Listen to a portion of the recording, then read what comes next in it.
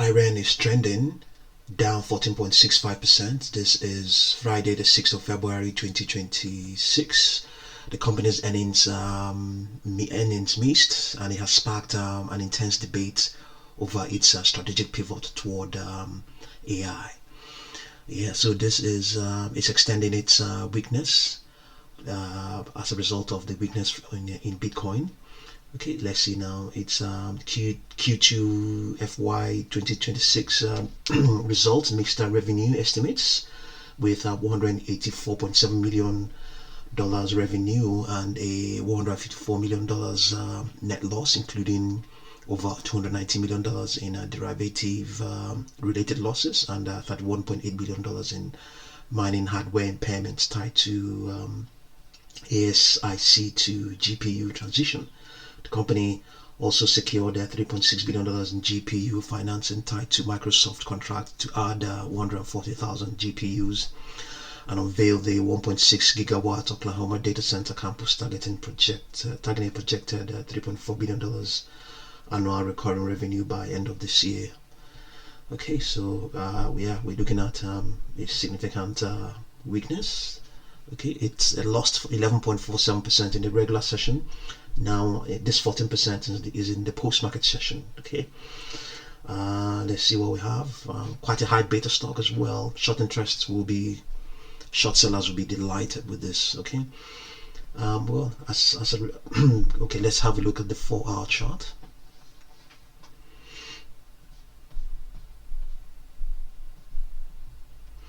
The 4-hour chart is saying that this weakness will remain in place up till the pre-market session of today. The pre-market session, that is an hour and a half before the regular session opens, and then is indicating that it may remain stable up till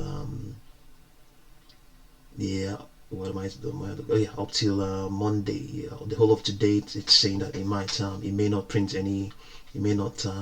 lower prices for the whole of today, and then by Monday it might attempt to bounce again, but it may be rejected. So all in all, it's just saying that further weakness is expected.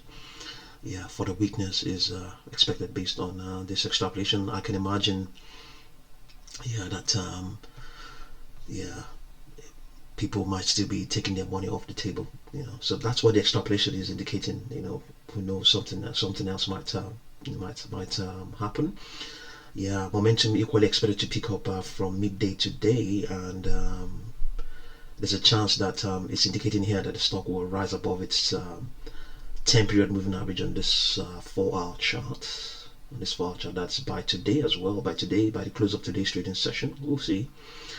And is expected to remain elevated up till Wednesday 11th. Okay. The algo seems to be positive. The extrapolation seems to be a lot more apprehensive. Okay, so here the projections are saying 33.15. It is easily an upper projection. 33, just slightly. Oh no, it's a down projection. 33.15. Okay, let's see now. Previous projections are saying let's see what we have one here, 36.57. Let's see now. This pain here holds the moving averages. If the moving average is greater than our target, then we know we have a probability that is greater than 50% that will be retested. So we have 36.44 for this year. We can see here the first value there. As a matter of fact, all the values are greater than 36.44. So we have a probability of more than 50% that 36.44 will be retested, can be retested. So I'm only considering the first value, which is in this case 47.65. Okay, let's have a look here as well. Let's see, there's a Fibonacci projection there. We have 41.80. So yeah, equally higher than 50%, very, very high. Slight rejection here at 42.59. Yeah, equally higher than 50%. We have here another rejection, 45.59. Yeah, equally higher than 50%.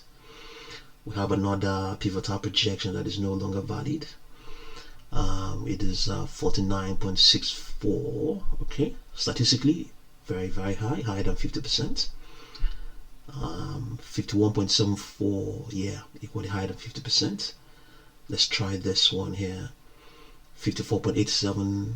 Okay, yeah, this is now less than 50%, just slightly less than 50%, slightly less than 50%. So statistically, a rebound is possible, very much possible. We can also have a look at its market greed. It may or may not give us what we want to see.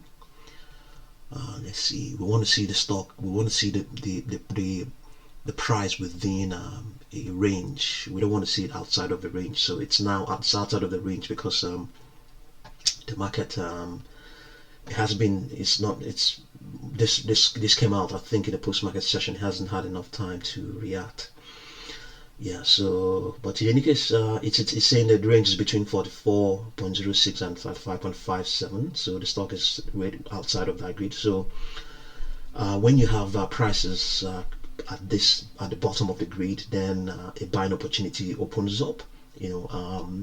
Statistically, a decent amount of chance that it will walk. So given that the stock is outside of the grid, you could say that it has already triggered a bounce, but there's no guarantee that that will happen. So let's have a look at the 1 hour chart. We may have reacted here. Yeah, I can see here it has actually done that. It has actually printed a bounce. It has actually printed a bounce, but in this case we are considering it has printed a bounce given what we saw on the 4 hour chart, but this 1 hour chart is also it's different. It's the 1 hour chart, but at the same time, what may not be different, what is not different are the prices and resistances. They're all still very much relevant. Some prices may be resistances here on this chart, but in the bigger picture, we have to just as much as we can balance it up. So we have here, let's see now, it's currently at 32 point, current price is 33.92. The prices vary, let's see now, 32.41. We'll consider what we have here. So it's between the resistance and the supports with an upward trajectory. So 33.51 is something that can happen. Yeah, we've seen all of those prices based on the 4 hour chart. Statistically, these prices are all very much possible. The probability of them printing very, very high, higher than 50%. Yeah. So let's see now, 33.13. We can also try and see whether we have any reiterations of the various prices. Okay, no 33 here. Yeah, we have another 33. So it's going to be a resistance, a staunch resistance. It's going to be a staunch resistance. Yeah, the R1 and the Fibonacci projection, they are aligning just pretty much spot on, absolutely the same, pretty much absolutely the same. So there is an indication there that it may face a stiff resistance there. But outside that, 35.46, what is the odds of it? We've seen already statistically, these are probability of them printing very high, but it is. This is also another dimension to it. If there is a reiteration, then we are looking at prospects of a stiff resistance. I think 35 it's okay. It might if it breaks through 33, it may break to 35. But we also have 37 here. You can see here the 10-period moving average and this R3 value. Yeah, so we also have another resistance. So it's it has an uphill task. It has an uphill task. And outside that, we have if it breaks through 39.15, I think it may break through that, and then further up we now have 45. We have the 40-period moving average aligning with. Okay, yeah, they're the same. They're the same. Yeah. Yeah, that's what's going on right now. IREN. Unfortunately, it's not looking good.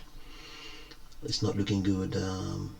Yeah, even the algo seems to be suggesting that it was actually suggesting that today was going to be a down day, and that is what we have here. Yeah, that's what we have here. See now, let's see.